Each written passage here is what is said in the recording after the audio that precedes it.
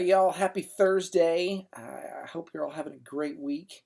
Um, I'm having a good week. Just had a really heavy conversation with somebody, but I don't know. That's what we do. That's the both the joy and the burden of ministry. We get to help each other with our struggles, and there's joy in the sense that it's a good reminder. Man, we're never alone, which is actually a pretty good segue in this lesson because really this lesson imparts a reminder that we're not alone. Um, Several things that are worth pointing out to the students about our bunch of whiners, if you want to call them that. We're bad about making fun of the children of Israel, but um, it's good to see that they were just human like we are.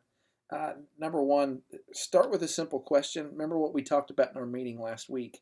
Um, it really is helpful when we start with a simple question instead of something really, really deep. In fact, if you can get them laughing, that's even better. They're more likely to converse with you on the deeper stuff. So the initial questions that the material gives us, they're pretty deep. In fact, the opening question is something like, what's something that God has taught you through a really hard time in your life?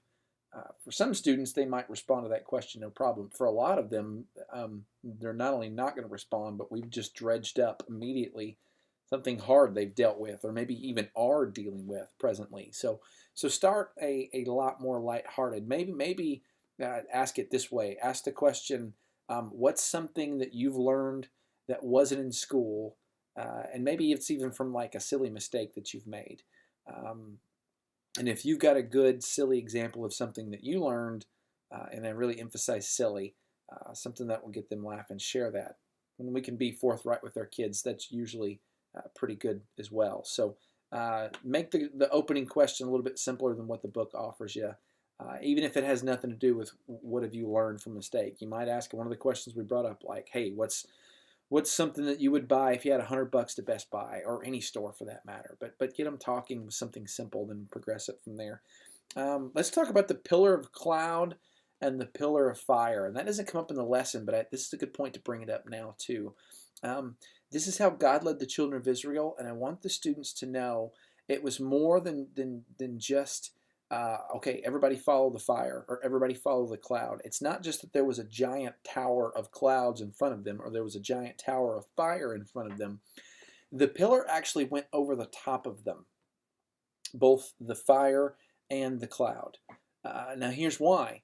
Um, think about it daytime, not only were, yes, this was something for them to follow, but this provided a significant amount of shade for them during the day. They're wandering around the wilderness, wandering around the desert. It's hot.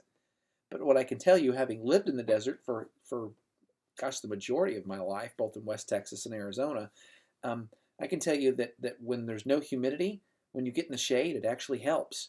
And so this cloud offered shade for them during the day and gave them a direction to follow.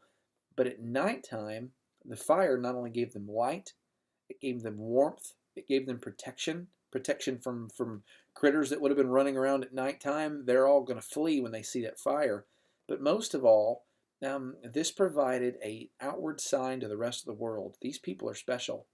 They're not just a bunch of nomads wandering around the desert like other nomads did. These are the children of God, and His hand is upon them. Don't mess with them. And so, and it was a good reminder for His children too, like, hey, I'm providing for you, which is where we're headed next. Help them to know that these verses we're looking at today, and it's a small little segment of Scripture. This is not their biblical permission to whine and groan about things. And when you whine and groan about things, you get what you want. And I promise you, there'll be 2 or 3 students that when they read this, they'll go, it worked. Hey, they whined, they got water. Hip, hip, hooray for everybody, right?